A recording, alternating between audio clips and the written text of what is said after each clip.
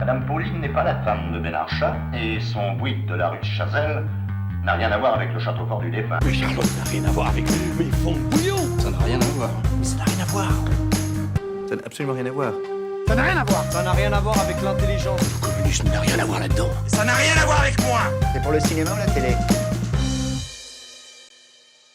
Un cavalier sans tête, un grand méchant loup, un arbre maudit et un miroir magique, 2 films qui à première vue se ressemblent beaucoup mais qui en fait n'ont rien à voir. Bienvenue dans Rien à voir les films, épisode 18, de retour après 2 mois d'absence, 2 mois d'été. On ne s'est pas beaucoup reposé, mais en tout cas on est là pour reprendre notre rythme habituel de 2 épisodes par semaine. Non, pas un par épisode semaine. toutes les 2 semaines. Un épisode, pardon. On va se calmer.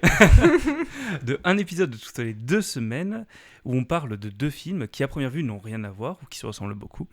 Et on les compare, on cherche des points communs, des points de différence, pour parler de tout et n'importe quoi en lien avec ces films et en lien avec le cinéma. Et bien sûr, si le podcast vous plaît, vous pouvez le noter, le partager, en parler à vos amis, à votre famille qui aiment le cinéma et nous suivre sur notre compte Instagram, le lien est dans la bio. Avant cette coupure, on s'était quitté avec cette même équipe qu'on retrouve aujourd'hui avec Benjamin. Bonjour Benjamin. Bonjour. Bonjour Et Thomas. avec Anouche. Bonjour Et Anouche. bonjour Thomas. Et donc Anouche, pour cet épisode, c'est toi qui as choisi les films dont on va parler. Quels sont-ils et pourquoi ? Alors on a Sleepy Hollow de Tim Burton et Les Frères Grimm de Terry Gilliam. Et pourquoi je les ai choisis? Parce que c'est des films qui ont marqué mon enfance. C'est des films dont j'adore l'ambiance. J'ai adoré les réalisateurs, un peu moins maintenant. On va en parler, j'ai trouvé un sujet. Yes. Et ben, les acteurs sont incroyables et ils ont mal vieilli, un peu. Mais ça reste des films de mon... Ça se Qui- discute. Non, ça Ouais, va, j'ai pas trouvé. Parce que du coup, je les ai découverts pour Oui. cet épisode, je les connaissais pas du tout avant. Et non, ça se regarde très très bien aujourd'hui. y a pas Même de les souci. Frères Grimm. Ah, Parce que je Studio sais a que... mieux vieilli que les frères Grimm, je trouve. Mais ça va, c'est pas dégueu quoi. Alors pour commencer, on va commencer avec Sleepy Hollow. Donc comme tu l'as dit, c'est un film de Tim Burton qui est sorti en 99, qui arrive un peu à un moment dans sa carrière où il a sorti la plupart de ses plus grands classiques. Et donc il est passé un peu inaperçu, je trouve. C'est pas un film dont on parle beaucoup en général. Et pourtant c'est son premier film d'épouvante à Tim Burton, ce qui paraît étrange, on dirait c'est ce qu'il a toujours fait. Pas tant que Et ça. pas tant que ça, non. Non, et très inspiré par les films de la Hammer notamment. Mm. Alors il reprend l'histoire très connue du cavalier sans tête qui décapite des gens et terrorise les petits habitants du village de Sleepy Hollow. On suit le personnage de Ichabod Crane qui est engagé pour enquêter sur cette affaire et trouver celui qui se cache derrière ce mystérieux cavalier et surtout trouver une explication rationnelle, sauf qu'il n'y en a pas. On a bien affaire à une histoire fantastique à base de malédictions sur plusieurs générations, de quêtes de vengeance pour retrouver un crâne dérobé, mêlé à un petit peu de superstition, de religion et de triangle amoureux. Et Sleepy Hollow, c'est surtout l'esthétique de Tim Burton qui est très froide, très déformée, très gothique forcément. C'est Johnny Depp en rôle principal évidemment. Et pas mal de retournements de situation qui m'ont un peu perdu dans les derniers instants du film. J'ai pas tout compris sur la fin parce que ça part un peu dans tous les sens. Oui. Mais en tout cas, c'est très cool. Et donc, Les Frères Grimm, Benjamin, de quoi ça parle ? Alors les frères Grimm, c'est un film de Terry Gilliam sorti en 2005 et on y suit les fameux frères Grimm, hein, donc les écrivains, dans une version un peu romancée où en fait c'est des escrocs qui errent de patelin en patelin pendant des guerres napoléoniennes et ils utilisent la crédulité des gens pour monter en fait des supercheries où ils font croire qu'ils se débarrassent de fantômes, de monstres, qui déjouent des sortilèges. Sauf que voilà, c'est que du passe-passe, tout est faux. Et c'est eux qui le font. Voilà, et c'est eux qui le font, comme ça ils s'attirent fortune et gloire. Sauf qu'ils se font repérer par un général français, le général de la tombe. De la tombe. Très subtil, qui a besoin d'eux en fait. Il leur demande pas très gentiment, mais techniquement il a besoin d'eux pour aller au petit village de Marbadin, où il y aurait des enfants qui disparaîtraient les uns après les autres. Et le but c'est de savoir pourquoi, qui se cache derrière ces enlèvements. Sauf que les frères Grimm vont être confrontés pour la première fois à de la vraie magie. Qu'est-ce qui se passe ? C'est ça, en fait, dans ces 2 films, on va avoir une enquête comme point de départ, un petit peu. Des gens qui sont plus ou moins rationnels à la base, mais on va avoir du fantastique qui va venir s'y mêler. C'est pour ça que les films se ressemblent beaucoup. D'ailleurs, dès l'ouverture du film, j'aime bien commencer toujours par l'ouverture, on a une histoire qui se déroule avant le générique et qui prévient un petit peu de ce qui va se passer. J'aime beaucoup celle de Sleepy Hollow. Donc avec ce liquide rouge qui vient couler sur une feuille de papier, on se dit c'est du sang. Non, c'est pas du sang. C'est un sceau qui va venir sceller le testament d'un personnage. C'est aussi un foreshadowing, puisque en fait, on va découvrir dans le film que donc il scelle son propre destin, celui de mourir décapité, évidemment. D'ailleurs, petite anecdote pour commencer. Tim Burton a utilisé un filtre bleu pour Sleepy Hollow, et du coup, il a dû changer la couleur du sang pour qu'il soit rouge au final à l'écran. Ah oui. Voilà. Oui, c'était orange fluo apparemment. Enfin, Pas fluo peut-être, mais... Ce qui fait moins effet sang. Ça fait plus Predator que... Oui, c'est vrai, c'est vrai. Et donc, dans les frères Grimm, on voit les frères Grimm dans leur jeunesse, dans leur enfance, avec l'un des deux frères, Jacob, qui ramène des haricots magiques chez lui. Et en fait, c'est surtout pour montrer qu'on a deux personnages assez différents. Un qui croit aux contes de fées, enfin aux contes tout court, qu'on raconte aux enfants, et un qui est un peu plus rationnel, très, très terre à terre. Mais en tout cas, les deux retrouveront un certain écho plus tard, même si du coup dans Sleepy Hollow, c'est vraiment le point qui va déclencher l'histoire, qui va déclencher l'enquête, c'est cette série de meurtres de gens qui finissent décapités. Et dont on ne retrouve pas la tête. Et dont on ne retrouve pas la tête. On a affaire à un collectionneur. Donc. Ouais, c'est ça. Je ne peux que m'identifier. Ah. On va couper ça. J'ai pas envie d'avoir de problème avec la police. Dans les deux films, on a aussi des personnages qui sont vraiment pourris. Oui. C'est assez fou. Alors pour le coup, dans Sleepy Hollow, ils sont tous pourris, sauf Crane, le personnage principal qui est droit dans ses bottes. Dans les frères Grimm, ils le sont tous complètement. Oh, Jacob. Angélica, ça va. Ouais, elle a un peu signe de rat à cuire, mais c'est pas non plus... Allez, je te l'accorde. Mais oui, c'est pas non Moi, plus... je trouve que Jacob, il est pas... Techniquement, c'est un grand garçon. Autant un escroc que son frère. Jacob reste un arnaqueur, il fait partie des oui, arnaques. mais il faut bien Il a des manger. remords. Il faut bien manger, oui. Et il n'y a pas beaucoup de façons de bien gagner sa vie à ce moment-là. On dirait l'équipe de Scooby-Doo qui essaie de se justifier, tu sais. Non, mais démasquer des monstres, ça paye le loyer quand même. Hein. D'ailleurs, est-ce que vous saviez que Johnny Depp aurait dû avoir le rôle de Matt Damon Oui. dans le film de Terry Gilliam? Ouais. J'ai cru que t'allais dire le rôle de Fred à la place de Freddy Prinze Junior. Je me suis dit, oula, je savais pas ça. Non, Oui. en fait, à la base, quand Terry Gilliam est arrivé sur le projet, il voulait engager Johnny Depp. Sauf qu'il y a un personnage assez sympathique qui entre en scène, nommé Harvey Weinstein, qui dit non, il n'est pas assez connu, Johnny Depp, le mec a du pif quand même, et il a préféré engager Matt Damon. D'ailleurs, c'est pas le seul problème qu'il y a eu entre Terry Gilliam. C'est pas le seul non. problème, et même en termes de casting, il y a eu plusieurs... apparemment, à la place de Monica Bellucci, il devait y avoir Uma Thurman, que j'adore. Il y a eu un florilège d'acteurs qui Robin sont Williams. passés... Oui, Robin Williams, oui. Oui. Après, ce qui est marrant, c'est que tu regardes la page trivia, donc la page la page des anecdotes sur IMDb. La moitié, ça concerne les embrouilles entre les Weinstein Ouais. et Terry Gilliam. C'est un truc de fou. Je pensais pas que ça pouvait être pire que Le Seigneur des Anneaux ou des choses comme ça. quoi. Apparemment, Mais- Terry Gilliam avait discuté avec Scorsese, qui lui avait dit écoute, tu vas en chier, mais ça te permettra de pondre ce film. En fait, il a Mais- retrouvé le même style d'emmerde que Scorsese avait eu sur Gangs of New York. Voilà, c'est ça. Et oui, bah. c'est Il comme en a ça. chié. Tu m'étonnes. Enfin, ils en ont tous chié, concrètement. Alors Terry Gilliam, c'est pas le seul à en avoir chié, puisque l'actrice Lena Headey, qui est notamment connue pour avoir joué Cersei Lannister dans Game of Thrones et qui joue dans Les Frères Grimm, elle s'est notamment faite harceler sexuellement par Harvey Weinstein à l'époque des films, et elle a également accusé Terry Gilliam de l'avoir persécuté pendant le tournage. Yes. Mais j'ai giga ambiance. Ouais, donc vraiment bonne ambiance. Et le film est sorti.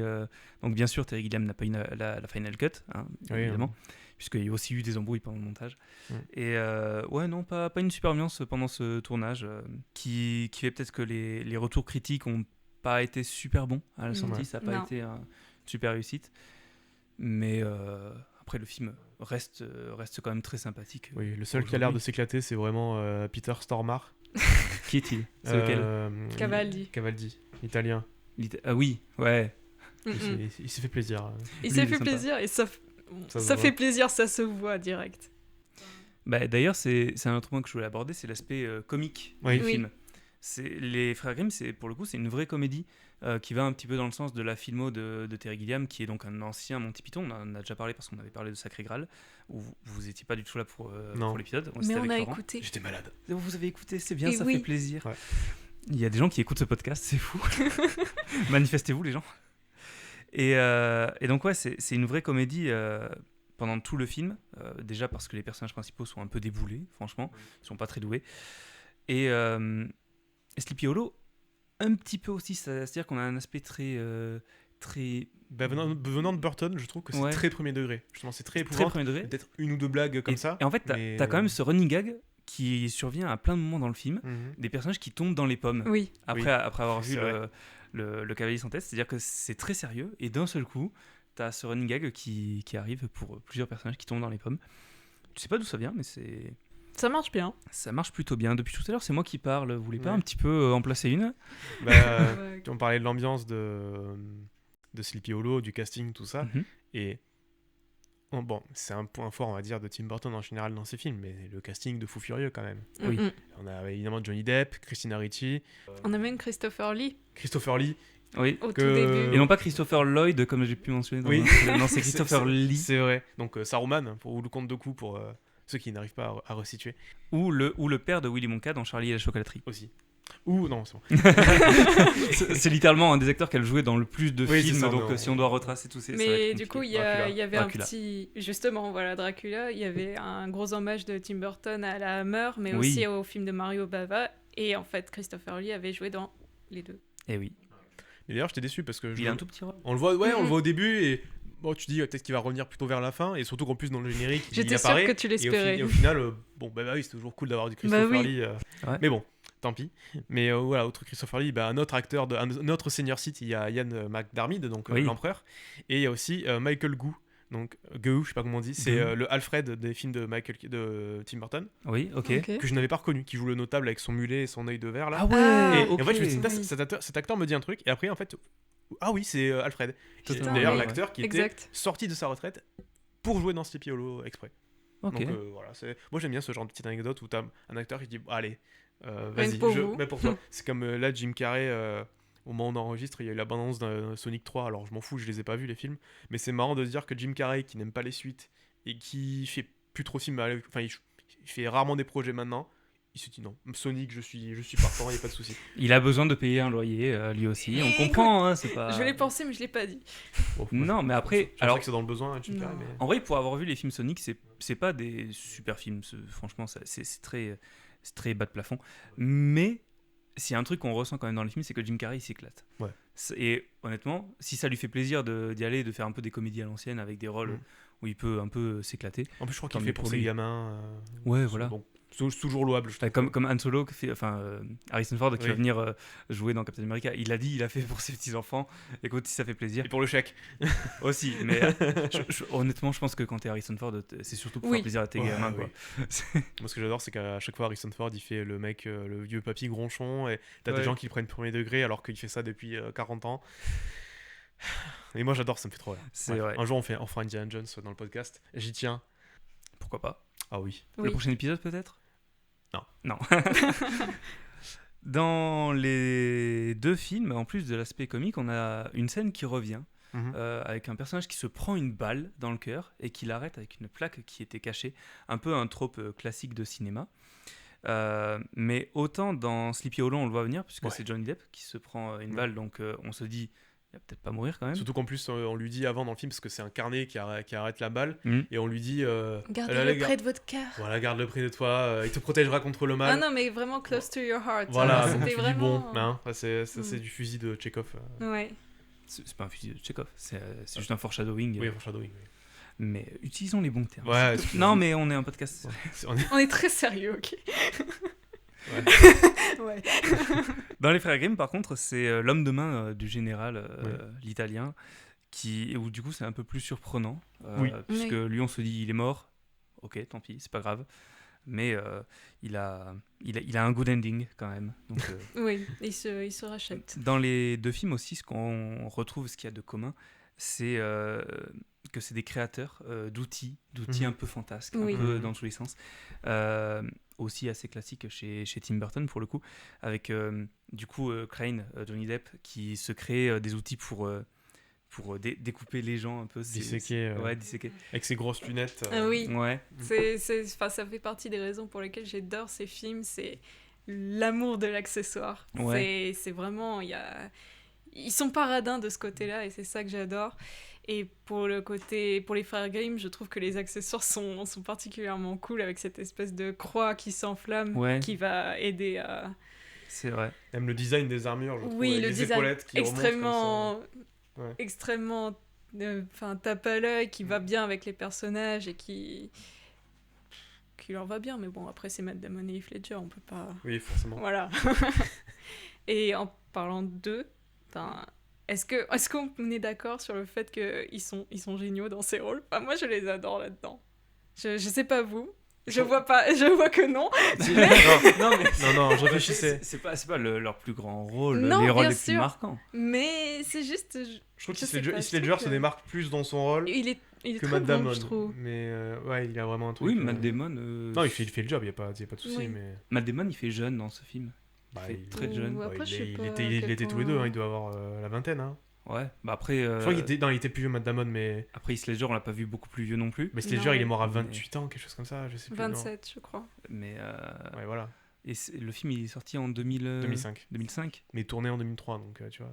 2005 et Dark Knight c'était quelle année 2008. 2008. Puis, oui, Heath Ledger joue le Joker dans Dark Knight, on sait jamais. Mais et il est mort après. Mais oui, bon, du coup. Il est mort pendant un autre film de Terry Gilliam, justement. Oui, il tournait avec Johnny Depp. Oui, C'est c'est ça. ça. Il tournait dans... Où il a été remplacé par Johnny Depp ou il tournait Oui, avec Johnny c'est Depp. ça. En fait, non, de base, Terry Gilliam avait écrit ce rôle pour... Enfin, il avait écrit ce rôle et Heath Ledger était censé le jouer pendant tout le film. Le problème, c'est qu'il est mort pendant et qu'il avait déjà tourné des scènes a posteriori. Et du coup, en fait, il a choisi 4 autres acteurs pour le remplacer. Parce que c'est un personnage qui change de forme. Oui, qui change d'apparence et tout. C'est Alors, L'imaginarium du docteur Parnassus. Voilà, je me souviens jamais du titre que en entier. j'adore aussi. Ouais. Après, pour finir sur Matt Damon qui était jeune, pour moi c'est le mid Matt Damon, c'est-à-dire que t'as vraiment le Matt Damon bébé entre guillemets de Soldat Ryan et Will Hunting, Mhm. et t'as le vieux de maintenant, tu vois, genre Le Mans 66 ou Oppenheimer. Ouais. Là c'était le Matt Damon années 2000, vraiment. Encore cool. Ouais. C'était- Matt Damon qui a eu du pif d'ailleurs. Parce que James Cameron est venu le voir en disant hey, tu veux jouer dans Avatar et avoir 10% du box-office? Il a fait non, Non. ça me dit pas ton truc. Non, Voilà. mais pour retourner un Jason Bourne. putain. Voilà. Faut faire les bons choix dans la 400 vie. millions qui sont passés sous le nez, Matt, c'est dommage. Comme Will Smith qui refuse Matrix pour faire Wild Wild West. Ouais, mais ouais, c'est trop bien. Oui, mais en tant que choix de carrière. Ah oui, non, c'est discutable.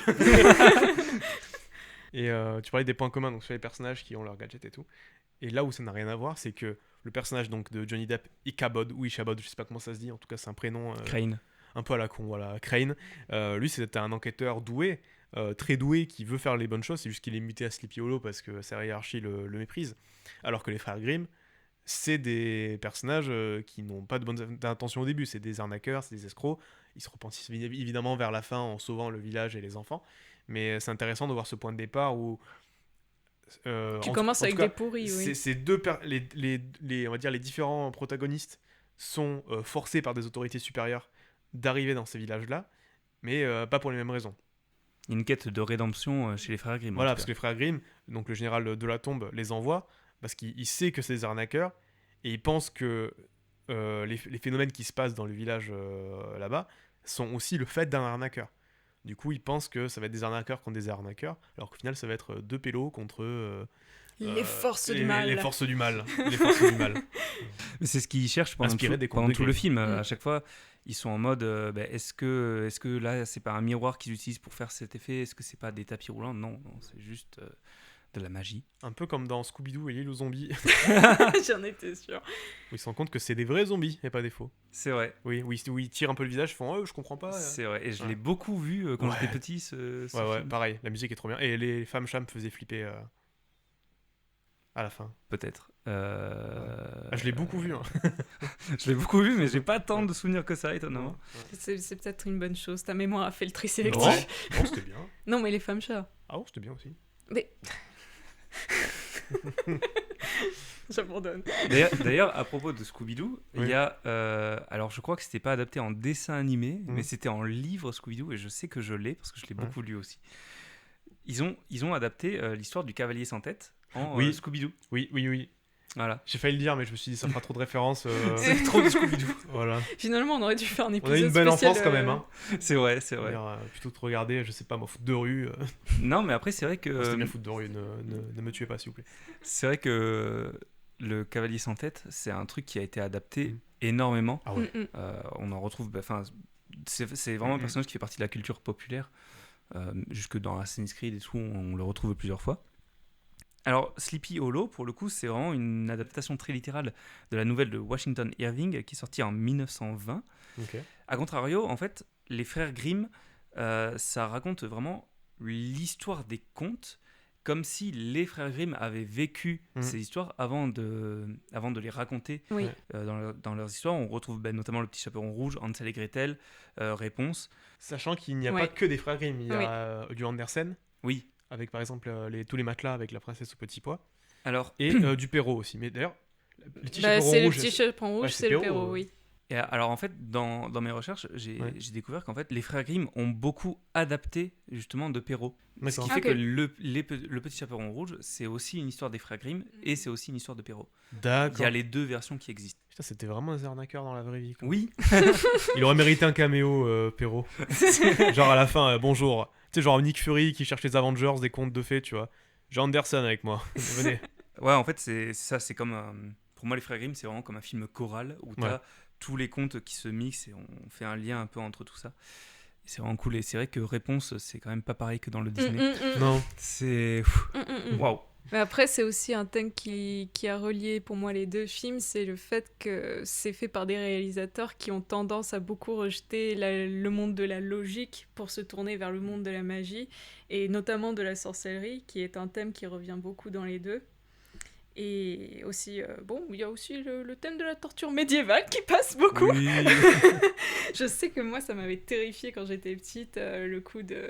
Le truc qui tourne pour Le broyeur, écraser, le broyeur là. Non. Ah Enfin, oui, pour le chat R.I.P., mais c'était plutôt dans Sleepy Hollow. Bah, déjà, j'avais eu peur de Sleepy Hollow, mais surtout, c'était la Dame de Fer. Ah oui. Le visage dans Bah. la Dame de Fer, ça m'a... La Vierge de Fer.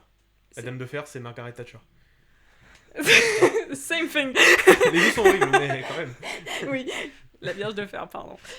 Enfin, moi, Ouais. maintenant, quand je l'ai vu, bon, ça va, j'ai passé ce trauma, C'est mais c'est Oui. bon. Et moi, alors, autant les frères Grimm, je l'avais jamais vu. Ouais. Mais Sleepy Hollow, j'avais dû le voir il y a 10-15 ans. Ouais. Plus 15 ans, parce que sinon je m'en souviendrai. Et je me souvenais que du début, tout ça. Et là, de le revoir, du coup, je ah oui. Tu sais, quand tu te rappelles, tu déverrouilles un souvenir comme ça, tu dis ah oui, j'ai déjà vu ça. Et je m'en suis jamais rappelé. Mm. Par exemple, la scène où t'as le cavalier sans tête qui sort de l'arbre par magie, comme Mm. ça. Oui. C'est fantastique. Et justement, dans ma tête, il était sorti dans les années 2000. Mais en fait, non, en 99. Et du coup, je me suis dit, ah, mais comment ils ont fait les effets spéciaux Il est sorti en 2000 en France, D'accord. mais ça reste 99. Oui. Mais du coup, 99, je me suis dit, bon, est-ce qu'ils ont fait les effets spéciaux à l'ancienne, tout ça. Et en fait, non, il y a vachement de numérique, en tout cas pour le cavalier sans tête.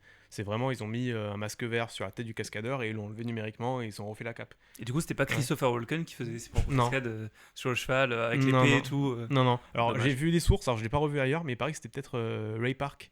Donc l'acteur ouais. qui a fait Dark Dark Maul, Maul. voilà. Ce qui serait pas étonnant parce c'est un cascadeur de base, mais voilà. Et en sachant que du coup, ils ont utilisé aussi l'autre technique au moment où c'est. Casper Van Dien. Oui, sûrement. Rico. Enfin, c'est Rico dans Starship Troopers. Oui, c'est ça. Ah ouais, Oui, énorme. oui, oui. Ok. Et enfin, celui qui est jaloux de Johnny Depp dans le film, qui du Mhm. coup se déguise en cavalier sans tête et qui pour le coup fait vraiment le costume avec Les le truc épaules pour, rembourrées. pour soutenir les épaules, pour faire genre qu'il n'a pas de tête. Donc ils utilisent les deux techniques. Et d'ailleurs, au niveau des décors et des costumes, est-ce que ça se passe à peu près à la même époque, les deux films? J'arrive pas trop à situer. Il me semble que les Frères Grimm, c'est légèrement plus Ouais. ancien, mais Mais on est globalement. Globalement, dans Non, une- c'est plus tard. non, c'est plus ancien. on est dans les conquêtes napoléoniennes. On Oui, est donc- sur l'Allemagne occupée par la France. Oui, donc c'est 1800 quelque chose. C'est au même 1800. Et justement, dans Sleepy Hollow, à la fin du film, il commence le 19e siècle. Ouais. Donc ça se passe avant. On est globalement Oui, voilà. dans la même époque. À 20 ans près. on Voilà, va à dire. 20 ans près. Et pourtant, vraiment au niveau de décor, alors évidemment, on est d'un côté aux États-Unis, de l'autre en Europe, mais on a quand même des décors qui sont très différents. Bon, on a un style très gothique, évidemment. Chez Burton, on en a déjà parlé. Pour le coup, Après, les 2 films ont été tournés en Europe. Hein. Sleepy Hollow a été tourné en c'est Angleterre. vrai. Et les Frères Grimm en République tchèque ou Ouais, quelque, c'est un chose, truc quelque comme chose ça. comme ça. Mais... Et pour le coup, je trouve que Les Frères Grimm fait vraiment film d'époque, un peu. Alors avec le côté fantastique, mais ça fait vraiment film d'époque dans les décors, dans les costumes. Notamment, on en parlait, les costumes avec les épaulettes et tout, ça fait Ouais. très film d'époque, je trouve. Tu Et trouves plus que Sleepy Hollow? oui, en fait, Parce qu'au niveau des villageois, là je veux bien alors, pour le design de Crane, mais Sleepy Hollow, pour, quand ils sont dans le village de Sleepy Hollow, Oui, ça fait très Burton. Quand ils sont à New York ou quoi, effectivement, on a plus un film d'époque, mais dans la majorité, l'idée du film, l'ADN du film, on retrouve plus cette idée de vouloir faire un film d'époque dans, ouais, je vois en ce que termes tu de veux dire, ouais. reconstitution. en quoi. termes de reconstitution, voilà. D'accord, oui. De s'ancrer plus dans une vraie période historique, de vraiment situer. Oui. Que Sleepy Hollow, c'est pas vraiment situé forcément dans une époque. On sent qu'on est dans le style 1800 en tout cas. Je vois ce que tu veux dire. Fin 18e. Parce qu'il y a certains décors, alors au début du film, quand il passe un peu dans certains villages où il y a des décors de maisons qui font un peu pauvres, dans le sens où il n'y a pas forcément beaucoup de déco ou quoi, mais finalement tu dis oui, est-ce que c'est pas raccord avec l'époque je veux dire, tout n'était pas décoré partout parce que tout le monde n'avait pas les moyens. Là, ils sont dans des maisons, on va dire, normales. Je veux dire, souvent les chaumières, on aime bien mettre des accessoires, des trucs un peu partout pour que ça fasse un peu maison de sorcière, quoi, ou un truc un peu fantastique. Alors que souvent, c'était très, très succinct, quoi. Donc, je vois où tu veux aller. Mais avec aussi le style très Aristote, tu sais, avec les faux cheveux et tout. Oui, Mm. oui, oui. Bon, en tout cas, il y a un vrai effort sur les décors dans les deux films. Même si, du coup, dans Sleepy Hollow, on a plus l'impression d'avoir des décors à la Burton.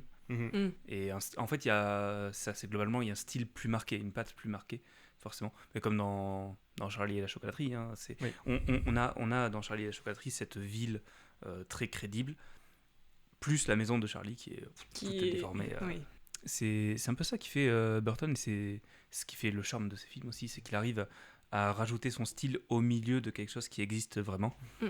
Là où Terry Gilliam va plus s'approprier un style. Et aussi, moi j'aime bien tout ce qui est ces histoires d'occulte, etc. Et aussi de périodes noires de l'histoire. On voit qu'il y a encore les restes de l'Inquisition. C'est effrayant quoi, quand tu les vois dans leur celle de torture dans Sleepy Hollow tout au début, et aussi dans les Frères Grimm avec ce pauvre chat. Tu dis le pauvre chat qui se fait massacrer. Pour le coup, C'est un running gag. c'est vraiment un héritage des Monty Python. Oui. Donc Terry Gilliam, un ancien Monty Python, qui a réalisé Sacré Graal notamment, dont on a parlé sur la chaîne, en podcast uniquement, donc sur Spotify ou autre. Et c'est un running gag pour eux de massacrer les chats, qui a été repris chez les Nuls notamment, ce même running gag. Les Nuls, c'est très inspiré des As et des Monty Python, notamment dans La Cité de la Peur, où ils balancent des chats. Et dans le film Un poisson nommé Vanda, Oui. il y a notamment... Alors, il y a C'est pas des chiens. Non, en fait, il y avait un running gag qui a été entièrement coupé au montage, alors que ça revient dans tout le film, sur un personnage qui coupait des queues de chat. En gros, il y a un personnage qui collectionnait les queues de chat. Et ça Je me souvenais pas de ça. Mais ça a été complètement coupé du film. En Ok. fait, ils ont tourné plein de scènes, du coup, il y a des petits artefacts à certains moments, mais ça a été entièrement coupé du film parce qu'ils se sont dit, ouais, c'est un peu abusé. Alors du coup, on va tuer des chiens. Des C'est ça. petits chiens de préférence. Voilà, donc en vrai, ce chat qui se fait massacrer dans Les Frères Grimm, c'est vraiment un héritage de cet humour un peu absurde des Monty Python. Et ça fait du bien, c'est cool. Et après, ouais, l'humour absurde, c'est quelque chose qu'on retrouve un petit peu dans Brasil, souvent. Oui. Dans l'Armée des 12 singes, beaucoup moins. J'adore l'Armée des 12 singes. Moi aussi. Voilà, très bien.